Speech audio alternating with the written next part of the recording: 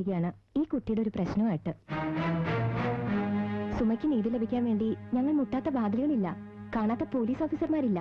പക്ഷേ അപ്പോഴാണ് most wanted എന്ന പ്രോഗ്രാമിനെ പറ്റി അറിഞ്ഞത്. എന്താ കുട്ടി പ്രശ്നം?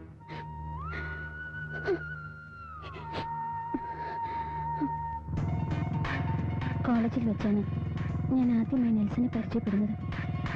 സുന്ദരൻ, നന്നായി പെരുമാറാൻ അറിയുന്നവൻ. പരിചയപ്പെടൽ പ്രേമത്തിലേക്ക് വഴിപിടിച്ചു. അങ്ങനെ ഇരിക്കെ ഒരു ദിവസം ഞങ്ങളൊരു പിക്നിക്കിന് പോയി.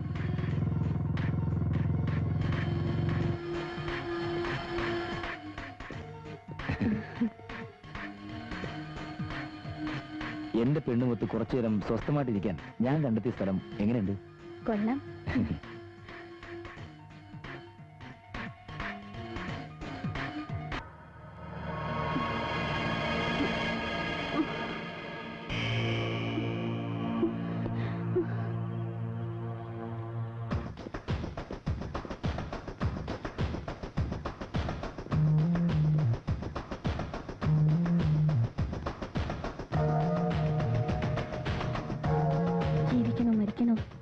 എന്നതായിരുന്നു എന്റെ മുന്നിലുള്ള ഏറ്റവും വലിയ ചോദ്യം. ആത്മഹത്യ ചെയ്യാൻ ഭയമായിരുന്നു. അതുകൊണ്ട് ഞാൻ മരിച്ച് ജീവിക്കാൻ തന്നെ തീരുമാനിച്ചു. സംഭവിച്ചതെല്ലാം ആരോടും പറയാതെ എന്റെ മനസ്സിൽ തന്നെ കുഴിച്ചിട്ടു. പക്ഷെ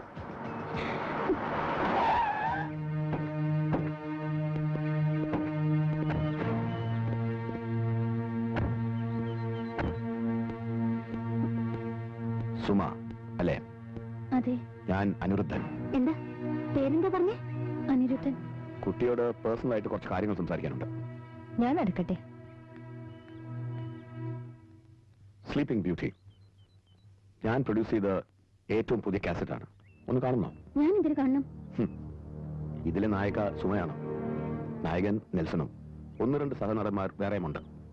ആ സോഫ്റ്റ് ഡ്രിങ്ക് ലഹരിയിൽ ഇങ്ങനെ ഒരു പ്രൊഡക്ഷൻ നടന്നത് കുട്ടി അറിഞ്ഞില്ലെന്നേ ഉള്ളൂ. എന്റെ അടുത്ത പ്രോജക്ട് കാടുകളിൽ വെച്ച് പിക്ചറൈസ് ചെയ്യുന്നു. കാട്ടിന്റെ അകത്ത് പെട്ടുപോകുന്ന ഒരു മാൻപേടയെ ആദിവാസികൾ പിച്ചി ചീന്തുന്ന കഥ.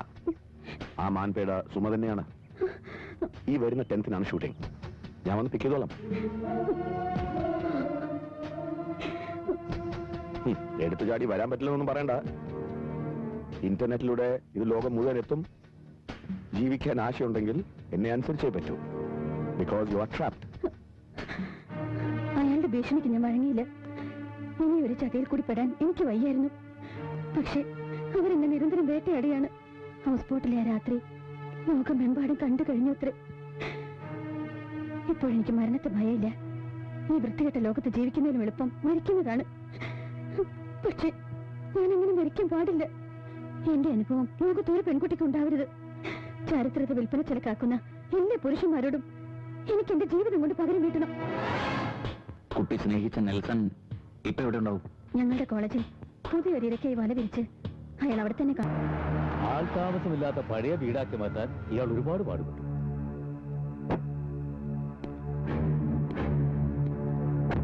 കൊള്ളാം, വിജയാഘോഷമാവും.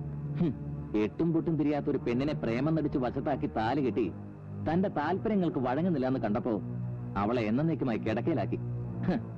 എന്നിട്ടിതാ കേസിൽ നിന്ന് പുഷ്പം പോലെ ഊരി. വിജയം ആഘോഷിക്കാൻ മറ്റെന്ത് വേണം? Exactly, yes, it's A celebration.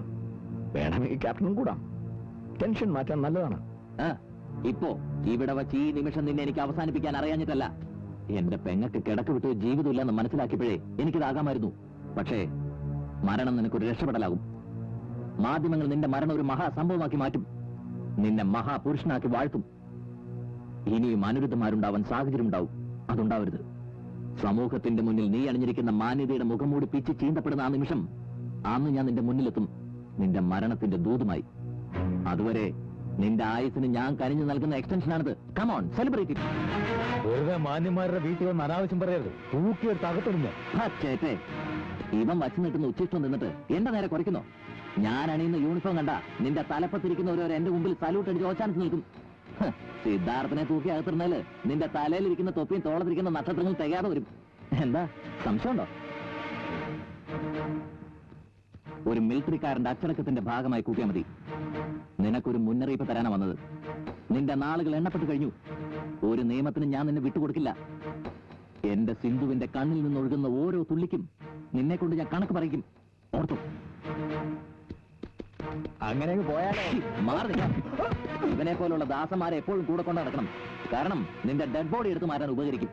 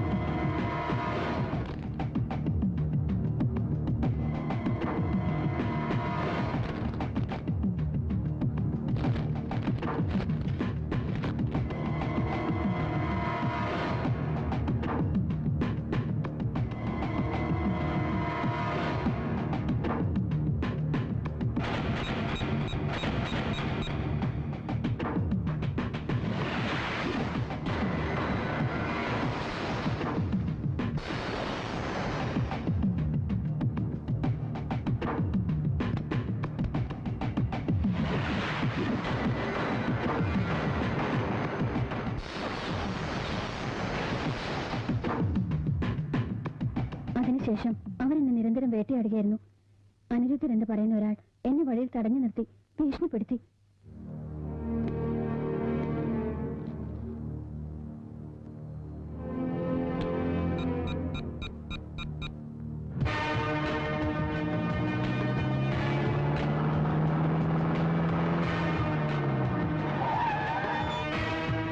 എവിടാ തന്നെ മോള്?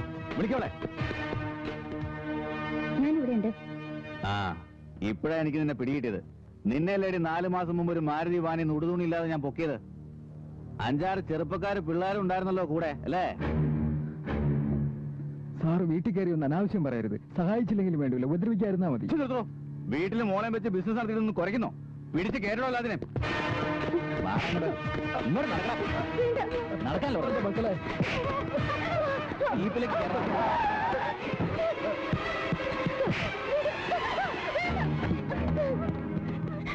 ആ, കറക്റ്റ് സമയത്ത് എത്തിയല്ലോ. Media journalist most wanted Miss Neena Cherian. ഞാനിവിടെ അച്ഛനും മകളും കൂടി പട്ടാപ്പുര നടന്നൊരു വ്യഭിചാരശാല റെയ്ഡ് ചെയ്യാൻ വന്നാ. അല്ല, ക്യാമറ എടുത്തില്ലേ? നല്ല ബോൾഡായിട്ട് TV കൊടുക്കാമായിരുന്നു. നല്ല ബോൾഡായിട്ട് നിങ്ങളുടെ പടം ഞാൻ TV കാണിക്കും. ഇപ്പോഴല്ല, പിന്നീട്. അന്ന് പക്ഷേ ഈ തലയിൽ തൊപ്പി കാണുമെന്ന സംശയം. ഒരു സർക്കിളിന്റെ തൊപ്പിയൊക്കെ ഞാൻ വിചാരിച്ചാലും തെറിപ്പിക്കാൻ കഴിയും. നിർത്തലിന്റെ കവലപ്രസംഗം. എന്റെ മുമ്പിൽ നിന്ന് പ്രകടനം നടത്തിയ ഇടിച്ചിന്റെ കൂമ്പുവാട്ടികളെയും. പെണ്ണാണെന്ന് ഞാൻ നോക്കില്ല. എന്താ സാർ തല്ലാത്തത്? തല്ല് പറ്റില്ലല്ലേ? മീന ചെറിയനെ തല്ലാനൊങ്ങുന്ന കൈയൊന്ന് വിറയ്ക്കും. കാരണം ഞാൻ കളിക്കുന്ന പേന കൊണ്ടാ. ലാത്തി കൊണ്ട് കുത്തിയ നോവാത്തിടം പോലും പേന കൊണ്ടൊന്ന് പൂറിയ വേദനിക്കും.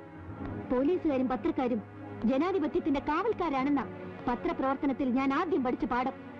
ഒരു കാവൽക്കാരൻ വഴിപിഴച്ച് ജനാധിപത്യത്തെ ജനങ്ങളുടെ മേളിൽ ആധിപത്യമാക്കി പ്രവർത്തിക്കുമ്പോൾ മറ്റേ കാവൽക്കാരന് അടങ്ങിയിരിക്കാനാവില്ലല്ലോ. അതുകൊണ്ട് ഒരു ചെറിയ വാർണിംഗ് തന്നതാ. പ്രയോജനം ഉണ്ടാവില്ലെന്ന് മനസ്സിലായി. നീ ചെയ്യാവുന്ന ചെയ്യടി, കാണട്ടെ. ഞാൻ ചെയ്യാൻ പോകുന്നത് എന്താണെന്ന് അറിയണോ നിങ്ങൾക്ക്? ഇന്ത്യൻ പീനൽ കോഡ് അനുസരിച്ച് ഇമ്മോറൽ ട്രാഫിക് പിടികൂടാനുള്ള അധികാരം DYSP റാങ്കിൽ കുറയാത്ത ഒരു ഉദ്യോഗസ്ഥനാണുള്ളത്.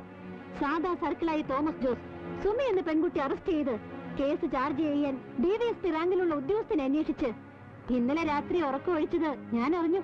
എവിടെ കിട്ടാൻ? സാറിന് അറിയില്ലെങ്കിലും സാറിന്റെ തലപ്പത്തുള്ളവർക്കറിയാം. നീന ചെറിയൻ ഏറ്റെടുത്ത കേസിൽ ഇത്രയും ചീപ്പ് നമ്പർ ഇറക്കിയാൽ ചീഞ്ഞു നാറുമെന്ന്. രാമേശ്വരത്തെ തീർത്ഥക്കുളത്തിൽ 101 മുങ്ങി നിവർന്നാലും ആ നാറ്റം പോവില്ലെന്ന്. നട്ടലുണ്ടേന് ഇവിടെ ഒന്ന് അറസ്റ്റ് ചെയ്യും സാറേ. പിന്നെ സാറ് പറഞ്ഞതുപോലെ ക്യാമറയും കൊണ്ടുവന്ന് നല്ല ബോൾഡായിട്ട് ഷൂട്ട് ചെയ്യാം. കളഞ്ഞിട്ട് വാടോ. അല്ല സാറേ, അറസ്റ്റ് തേങ്ങാ കൊല.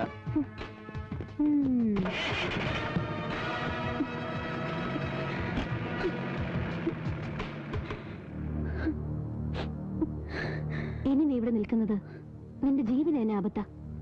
നിനക്ക് പറ്റിയ സ്ഥലം ഞാൻ കാണിച്ചു തരാം. വാ.